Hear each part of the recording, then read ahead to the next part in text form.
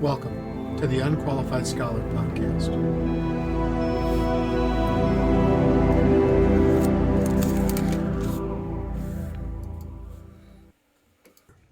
Welcome to the podcast. I'm still trying to kind of wrap my head around podcasting and what we're trying to do here as an organization, as a church, and what I'm trying to do as a pastor. And this is the Unqualified Scholar. And the reason I chose unqualified is because eventually someone will say, well, you don't have the right qualifications to talk about whatever. And it's like, well, I'll just admit right up off the front of the bat, I'm not qualified to talk about some things. I'm qualified to talk about a couple things. And so anyway, Unqualified Scholar, here we go.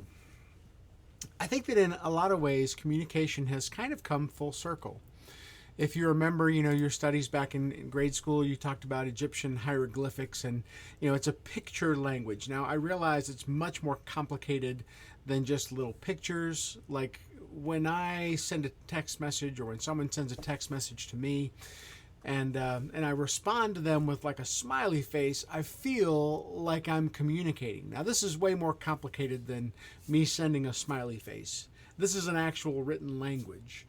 And it has all the complexity of a written language, and it's beautiful. I don't read hieroglyphics, but if I was to read hieroglyphics, maybe we could find a smiley face in here. I don't know. But I do know a little bit about the Bible.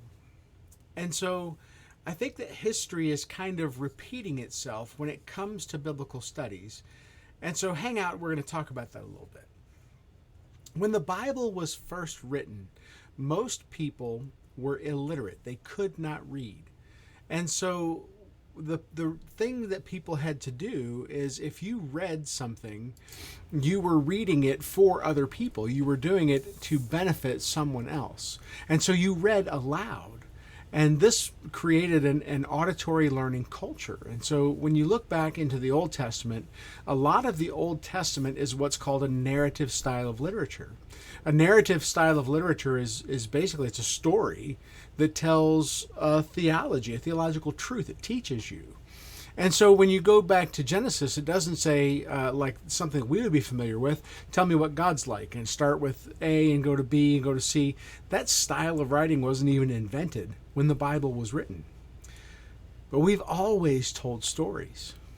And so as the Bible was written, it starts off, in the beginning, God created the heavens and the earth. And so it starts by teaching something about God. And as people read that, as you read that aloud, even people who were not literate, even people who couldn't read, could hear and listen to the story and thus learn about God. And so these are stories that taught theology, that taught who God is, how people should respond to him. And so this is an ancient, the Bible's an ancient text. It goes back a long time ago, and into this oral learning culture where people are hearing and listening. Reading and writing was actually quite the luxury. And so this is there are examples. In the ancient world, when you wrote something down, you were using parchment. You were using skins of animals that were very specially prepared, and it was extremely expensive to write something down. And so you conserved space just as much as you could. You conserved space by not having any spacing or punctuation in the words themselves. And so because you didn't have this punctuation or spacing, you were able to include everything into the scroll or the manuscript that you were creating. And so it wasn't until, and so the act of reading was really, you had to figure out, like as you're reading aloud, you had to go slowly and figure out where the words ended and where the punctuation, like where are the periods, where are the things that stop sentences and start new ideas. You had to figure that out as you're reading so that you could communicate to the people who were listening and hearing you. Silent reading was weird and uncommon. It wasn't really invented right off the bat. Now, we get accustomed to silent reading. You see somebody looking at a piece of paper. What are they doing? They're reading.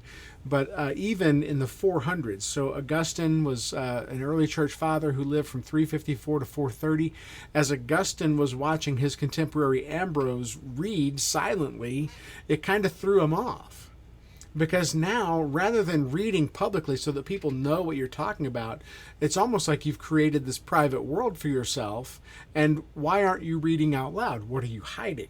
Why are you being all weird about it? Maybe Augustine would have criticized him and said, well, you don't want to explain what you're reading, so you're doing it silently. So silent reading was weird. And it wasn't until words got separated, it wasn't until people began to break words apart that reading became more common for people. And so when you get to the separation of words, I mean, it takes, through history, you start with, you go back into the ancient world, you go back to the time of Abraham, about 4,000 years ago. You go back to the time of the New Testament, about 2,000 years ago. And you get to the printing press, which was only 700 years ago. And so we've only had like the printed book and the written word in the hands of relatively common people for a short period of time. And so silent reading has, kind of taken off in our modern world. We invented the printing press in the 1300s, and all of a sudden we had to have spaces between the words so that we could begin to teach reading so people could read for themselves. Well, it's fascinating. What happens when common people start reading is that they get dangerous ideas. And so what dangerous ideas could possibly come from reading books? Well, the kings of England and unfortunately, some of the people in the church decided that, well, common people shouldn't read the Bible because who knows what kind of crazy ideas they'll come up with. We in the modern world, we think, no, we want you to read the Bible. We want you to become familiar with what's written in what Christians believe is the Word of God. I believe it's the Word of God. I want you to read it. I want me to read it, and I have a couple books in my library. It's still under 1,000. So my wife is very tolerant and patient with the money that we spend on books. But people get dangerous ideas from books. The Bibles before 1600 included a lot of marginal notations, and so you'd have theological helps and guidance in those Bibles. But in the authorized 1611 edition, the King of England authorized, King James said, you can translate the Bible into English, that would be okay, but don't include any marginal notations because we don't want people to get uppity. That's a paraphrase of whatever he might have said. And so you have the English translations of the Bible, which are just incredible. Because now you have, like, when we get to the 1611, when we get to the time that this is, we have a printing press that we can mass produce high quality, same copies of the Bible, and it can get distributed to common people, and they can read it. And that is just such, and even if you're illiterate, even if you haven't been taught how to read, if someone in your village or town could read to you the Bible, then you could understand who God is, what he wants from you. And you could compare what you're reading in the Bible to the church. And this actually kicked off in the 1500s is when it really started, but it actually kept going and keeps going, that the laity, the people who are not trained clergy, still, people ask hard questions, and that's a good thing because they're reading the Bible. And so in the 1300s, John Wycliffe was the guy who is known for English Bible translation. William Tyndale was also around then. In the 1580s, you have the verses that kind of become added. If you go online and look for old Bibles, you'll find that some of the oldest don't have any verses in them. That they were added in the 1500s. And so for the last 500 years, writing has been dominant. That we, as a culture and as a people, we have been blessed with the ability to read. Even people who aren't particularly educated, they can still read.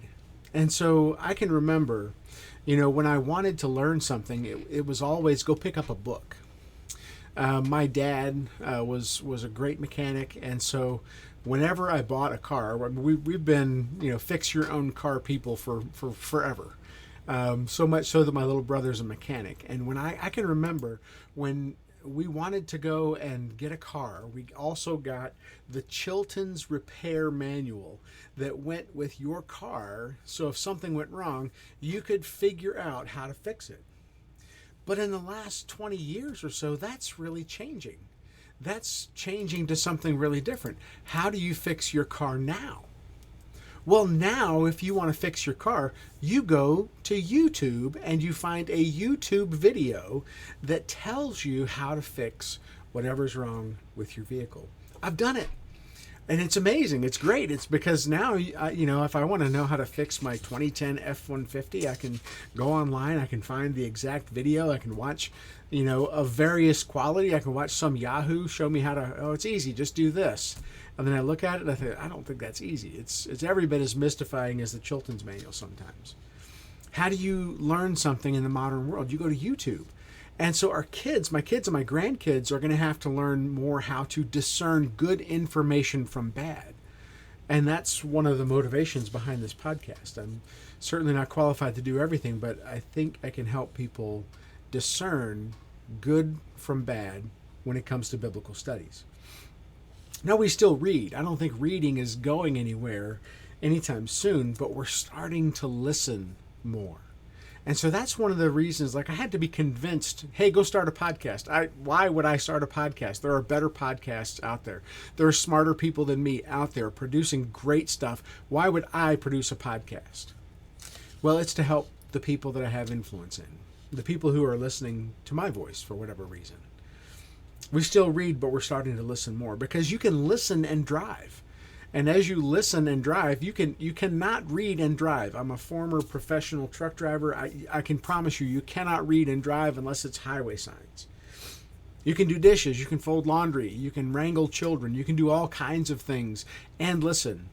And that's where podcasting has sort of taken off and sort of taken root in our culture. And so in a lot of ways, we've come full circle. We've come full circle from an auditory learning culture back to an auditory learning culture. Communication has really taken us in a new direction. And so as a pastor, as a Bible guy, as a nerd, I have to flex too. I have to change so that I can communicate and continue to communicate in the modern world. And I'm old. I don't know if you can hear it in my voice. I'm really, really old. And I'm really, really old. I get told that from time to time. I'm in my 50s now. And how does this podcast fit into ministry? Well, in a lot of ways, we're kind of getting back to hieroglyphics. We're getting back to communicating and speaking in emojis. This is an opportunity for you to listen. And I hope that you do. I hope that this scratches an itch for you in terms of learning and digesting new content. But it's also an opportunity for me. So I hope you enjoy The Unqualified Scholar. As we I hope you enjoy The Unqualified Scholar. As we get more and more qualified to read the Bible, as we do that better, as we think about how the ancient wisdom really continues to speak into the modern world, as we pursue truth and transformation to challenge the world, I hope you'll come along with me. See you soon.